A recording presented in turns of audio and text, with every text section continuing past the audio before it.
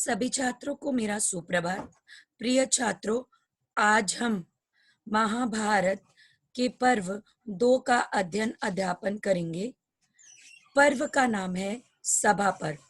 इससे पूर्व का पर्व हमने पढ़ा था आदि पर्व। आप सभी छात्र जानते हैं कि आदि पर्व को महाभारत की मूल प्रस्तावना भी कहा जाता है।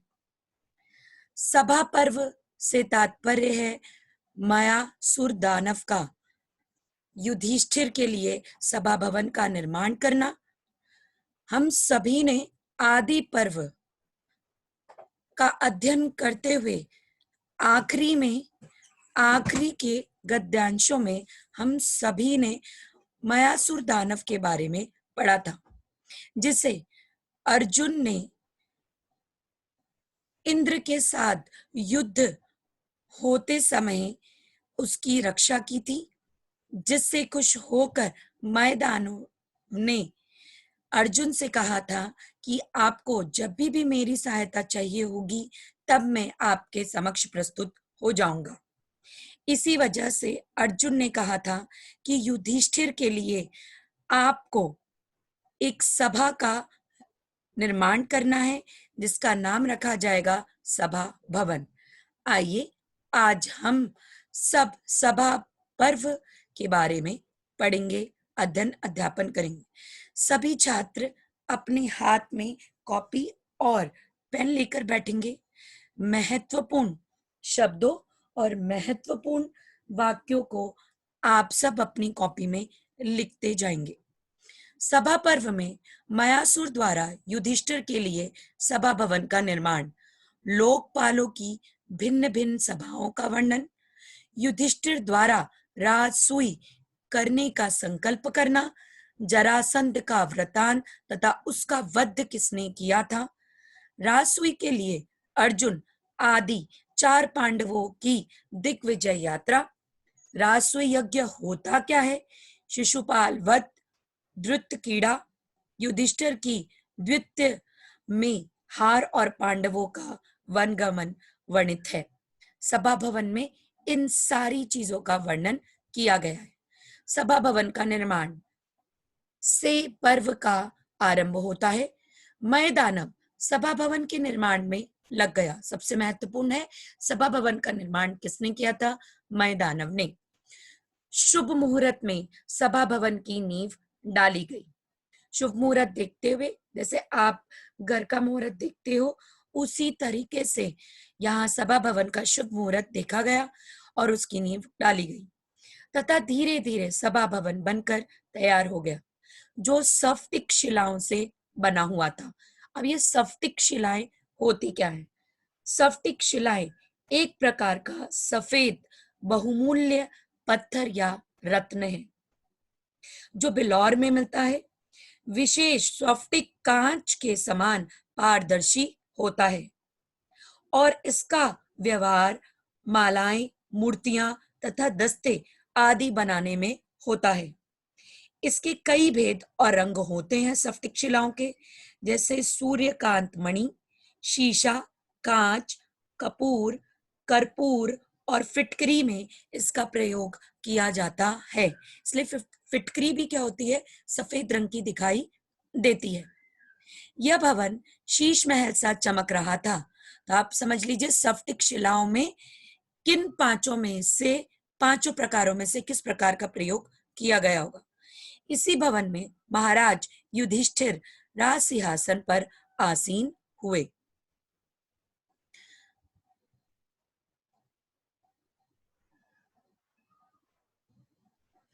राजसूय यज्ञ। कुछ समय बाद महर्षि नारद सभा भवन में पधारे। उन्होंने युधिष्ठिर को राजसूय यज्ञ करने की सलाह दी। युधिष्ठिर ने कृष्ण को बुलाया तथा राजसूय यज्ञ के बारे में पूछा। जरासंध वध क्यों आया?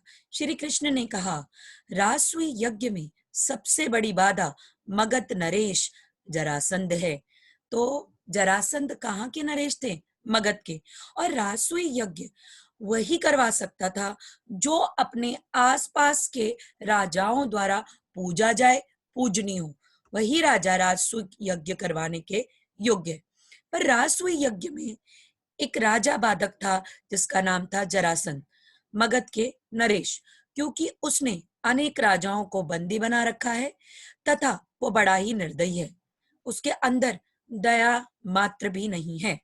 जरासंध को परास्त करने के उद्देश्य से श्री कृष्ण अर्जुन भीम को साथ लेकर ब्राह्मण के वेश में सीधे जरासंध की सभा में पहुंच गए। जरासंध की एक खासियत थी, जरासंध ब्राह्मणों को बहुत ही अच्छे और आदर तरीके से पूछता था। जरासंध ने उन्हें ब्राह्मण समझकर सत्कार किया, पर भीम ने उन्हें द्वंद्व युद्ध के लिए क्या किया, ललकारा। फिर क्या हुआ? भीम और जरासंध 13 दिन तक लगातार लड़ते रहे। 14वें दिन जरासंध कुछ थका दिखाई दिया। तभी भीम ने उसे पकड़कर उसके शरीर को चीर कर फेंक दिया। श्री कृष्ण ने जरासंध के कारागार से सभी बंदी राजाओं को मुक्त करा दिया। श्री कृष्ण ने जरासंध को ही क्यों मरवाया? क्योंकि श्री कृष्ण खुद से जरासंध से युद्ध में हारे थे तथा युधिष्ठिर के रासुई यज्ञ में शामिल होने का निमंत्रण दिया। जरासंध के पुत्र सहदेव को मगध की राजगद्दी पर बिठाया गया। भीम, अर्जुन, नकुल, सहदेव चारों दिशाओं में गए तथा सभी राजाओं को युधिष्ठिर की अधीनता स्वीकार करने के लिए विवश किया। देश देश के राजा यज्ञ में शामिल होने आए। भीष्म द्रोण को यज्ञ का कार्य विधि का निरीक्षण करने, भीष्म और द्रोण को जो यज्ञ होना था उसकी जो कार्य थे उसका निरीक्षण करने के लिए सौंपा गया तथा दुर्योधन को राजाओं के उपहार स्वीकार करने का कार्य सौंपा गया। श्री कृष्ण ने स्वयं ब्राह्मणों के चरण धोने का कार्य स्वीकार किया। शिशुपाल वध। अब शिशुपाल क्यों आया यहाँ पर?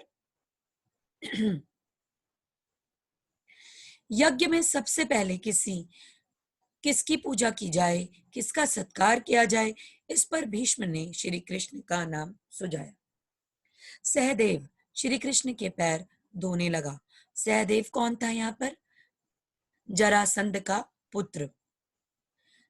चेदी राज शिशुपाल से यह देखा न गया, वह भीष्म और कृष्ण को अपशब्द कहने लगे।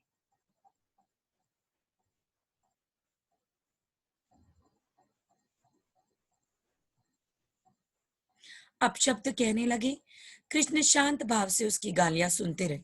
शिशुपाल कृष्ण की बुआ का लड़का था। कृष्ण ने अपनी बुआ को वचन दिया था कि वे शिशुपाल के 100 अपराध क्षमा करेंगे। जब शिशुपाल 100 गालियां दे चुका तो श्री कृष्ण ने सुदर्शन चक्र चला दिया तथा शिशुपाल का सिर कटकर जमीन पर गिर गया। शिशुपाल के पुत्र को शिशुपाल के पुत्र को चेदी राज्य की गद्दी क्या है, सौंप दी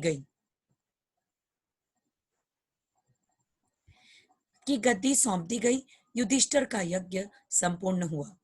दुर्योधन शकुनी के साथ युधिष्ठिर के अद्भुत सभा भवन को देख रहा था। वो एक ऐसे स्थान पर पहुंचा जहां स्थल भी जल में लगता था। ऐसा लगता था कि जो स्थल है, जमीन भी है, वो जल के समान है। दुर्योधन अपने कपड़े समेटने लगा। द्रौपदी को यह देखकर हंसी आ गई। यहीं से तो महाभारत का युद्ध शुरू होगा। सभा भवन तो कारण था ही, साथ में द्रौपदी की हंसी ने सब कुछ पलट दिया और महाभारत का युद्ध शुरू हुआ। कुछ दूरी पर पारदर्शी शीशा लगा हुआ था, आर पार दिखने वाला। दुर्योधन का सिर आईने से टकरा गया। वहां खड़े भीम को यह देखकर हंसी आ गई। कुछ दूर आगे जल भरा था, पर दुर्योधन ने फर्श समझा और चलता गया। उसके कपड़े भीग गए। सभी लोग हंस पड़े। दुर्योधन अपने अपमान पर जल भुन गया तथा दुर्योधन से विदा मांगकर हस्तिनापुर आ गया तथा दुर्योधन से क्या है, उसने युधिष्ठिर से विदा मांगी और वो कहां पर आ गया, अपने हस्तिनापुर। धृत कीड़ा, जुआ खेलना। दुर्योधन पांडवों से अपने अपमान का बदला लेना चाहता था। शकुनी ने दुर्योधन को समझाया कि पांडवों से सीधे युद्ध में जीत पाना कठिन है, अतः छल बल से ही उन पर विजय पाई जा सकती है। अब यहाँ से छल शुरू होता है कि कैसे किसने किसको धोखा दिया। शकुनी के कहने पर हस्तिनापुर में भी एक जुआ खेला गया, जिसे द्युत क्रीड़ा कहा जाता है, सभा भवन बनाया गया तथा युधिष्ठिर को जुआ खेलने के लिए बुलाया गया। सारी सभा को बुलाया गया, वहां पर युधिष्ठिर को जुआ खेलने के लिए बुलाया गया। दुर्योधन की ओर से शकुनी ने पासा फेंका। शकुनी जुआ खेलने में बहुत निपुण था। युधिष्ठिर पहले रत्न, फिर सोना, चांदी, घोड़े, रथ, नौकर, चाकर, सारी सेना, अपना राज्य तथा फिर अपने चारों भाइयों को हार गया। अब मेरे पास दांव पर लगाने के लिए कुछ नहीं है, यह बात युधिष्ठिर ने दुर्योधन को कही। शकुनी ने कहा, अभी तुम्हारे पास तुम्हारी पत्नी द्रौपदी है। यदि तुम इस बार जीत गए तो अब तक जो भी कुछ हारे हो, मैं तुम्हें वह वापस कर दूंगा। युधिष्ठिर ने बिना सोचे समझे द्रौपदी को दांव पर लगा दिया, ना उससे कुछ भी पूछा। वो द्रौपदी को भी हार गया, क्योंकि युधिष्ठिर जुए में बिल्कुल भी निपुण नहीं थे। द्रौपदी का अपमान, कौरवों की खुशी का ठिकाना न रहा। दुर्योधन के कहने पर दुशासन द्रौपदी के बाल पकड़कर घसीटता हुआ सभा भवन में ले आया। धृतराष्ट्र और दुर्योधन, धृतराष्ट्र का पुत्र दुशासन और दुर्योधन का भाई दुशासन द्रौपदी को उसके बालों समेत घसीटता हुआ लेकर। द्रौपदी अपनी लज्जा को बचाने के लिए सभी से याचना करने लगी। दुर्योधन ने कहा कि द्रौपदी अब हमारी दासी है। भीम द्रौपदी का अपमान न सह सका। उसने प्रतिज्ञा की कि दुशासन ने जिन हाथों से द्रौपदी के बाल खींचे हैं, मैं उन हाथों को क्या कर दूंगा, उखाड़ फेंकूंगा। दुर्योधन अपनी जांग पर थपकियां देकर द्रौपदी को उस पर बैठने का इशारा करने लगा, जैसे कोई वह वैश्या हो या उसकी पत्नी हो। भीम ने दुर्योधन की जांग तोड़ने की भी प्रतिज्ञा की।